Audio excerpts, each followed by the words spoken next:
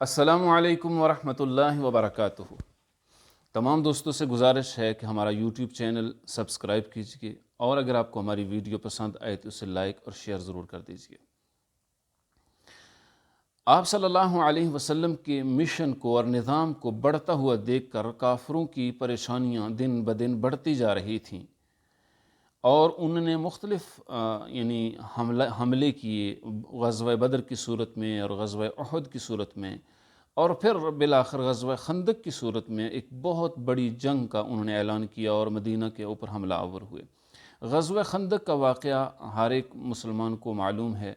اور اس کی تفصیل کا ذکر کرنا یہاں اس کا وقت نہیں، لیکن اس کے حوالے سے چند باتیں یہ ہیں گوش گزار کرنے کی کوشش کروں گا کہ اللہ رب العزت نے اس کیفیت کو قرآن پاک میں بیان کرتے ہوئے فرمایا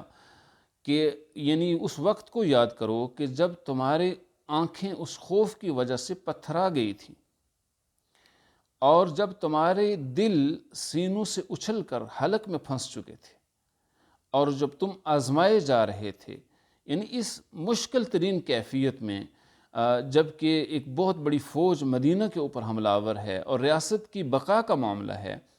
تو آپ صلی اللہ علیہ وسلم نے صحابہ سے مشورہ کیا۔ جناب حضرت سلیمان فارسی رضی اللہ تعالی عنہ کے مشورے کے مطابق خندق کی کھدائی کا عمل شروع کیا گیا۔ صحابہ اکرام میں مہاجرین مکہ کا خیال تھا کہ حضرت سلیمان فارسی چونکہ مدینہ کے نہیں ہیں، لہٰذا یہ ہمارے ساتھ ہوں، چونکہ کھدائی کو دو حصوں میں تقسیم کیا گیا تھا۔ ایک حصہ جو مہاجرین مکہ تھے وہ کھدائی کر رہے تھے، اور دوسرا حصہ انصار مدینہ کھدائی کر رہے تھے۔ چنانچہ حضرت سلیمان فارسی رضی اللہ تعالی عنہ کو اپنے ساتھ ملانا وہ اعزاز کی بات سمجھتے تھے، اس لیے مکے کے مہاجرین کا خیال تھا کہ یہ ہمارے ساتھ ہوں، مدینہ والوں کا خیال تھا کہ نہیں، یہ مکے سے نہیں آئے لہٰذا یہ ہمارے ساتھ ہوں۔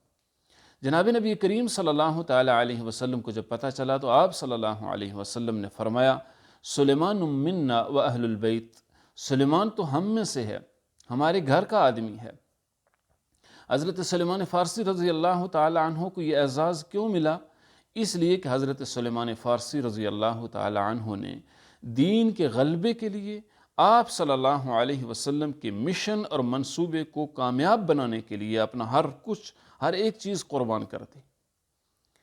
آج بھی جو آدمی اپنی صلاحیتوں کو دین کے غلبے کے لیے استعمال کرے گا، وہ بھی اس اعزاز میں شامل ہو جائے گا۔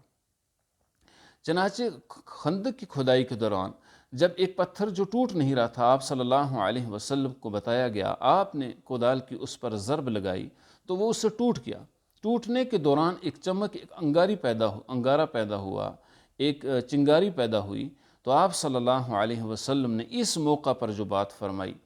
وہ یورپ اور مغرب کے پیدا کردہ ایک پروپیگنڈے کا بہت بڑا جواب ہے، اور قیامت تک آنے والی امت کے لیے بھی یہ بہت بڑے سبق کی بات ہے۔ اور یورپ کا یہ پروپیگنڈا ہے اور مغرب کا پیدا کردہ ہے سیکولر اور لبرل طبقے کا کہ جی یہ جو دین کے نام پر سیاست کرنے والے لوگ ہیں، یہ در حقیقت دین کو استعمال کر کے اقتدار چاہتے ہیں، دین ان کا اصل ہدف نہیں ہے۔ یہ پروپیگنڈا اس لیے پیدا کیا گیا کہ جب امت یہ سمجھنا شروع ہو جائے کہ دین صرف مسجد تک رہنے کے لیے نہیں آیا ہے بلکہ یہ اقتدار کے لیے آیا ہے، تو اس وقت سیکولر طبقے کا اور بے دین اور لادین طبقے کا وہ آخری دن ہوگا۔ اس لیے ان کی پوری کوشش ہے، اور امت کو انہوں نے تقریباً یہ بات ان کے دل میں ڈال دی ہے کہ مسجد سے نکلنے کی بات جب بھی کوئی دیندار آدمی کرے گا کہ دین تو پوری دنیا میں پھیلنے کے لیے اور غالب ہونے کے لیے آیا ہے، صرف پھیلنے کے لیے نہیں آیا ہے۔ مسلمانوں کی اکثریت کا تعلق دین کے غلبے کے ساتھ نہیں ہے۔ دین غالب ہوا اگرچہ مسلمان اقلیت میں تھے، اور دین مغلوب ہے اگرچہ مسلمان اکثریت میں ہیں۔ تو آپ صلی اللہ علیہ وسلم نے فرمایا کہ مجھے اس چمک میں قیصر و کسریٰ کے محلات نظر آتے ہیں۔ یہ بڑی بات ہے جو قیامت تک یاد رکھنے کی، اور رہتی دنیا تک یہ سبق ہے کہ دین غلبے کے لیے آیا ہے، یہ صرف مسجد تک محدود ہونے کے لیے نہیں آیا۔ اگر صرف مسجد تک رہنے کے لیے آتا تو آپ صلی اللہ علیہ وسلم یہ فرماتے کہ اس چمک میں مجھے بہت سے روزے دار نظر آئے، بہت سے نمازی نظر آئے، اور بہت مسجدیں نظر آئیں، لیکن آپ نے یہ نہیں فرمایا۔ آپ نے قیصر و کسریٰ کی بات کی ہے، جو اس وقت کی بڑی سلطنتیں تھیں، ان کے مغلوب ہونے کی بات کی ہے، سو آج بھی ضرورت ہے، اور خوش نصیبی کی بات یہ ہے،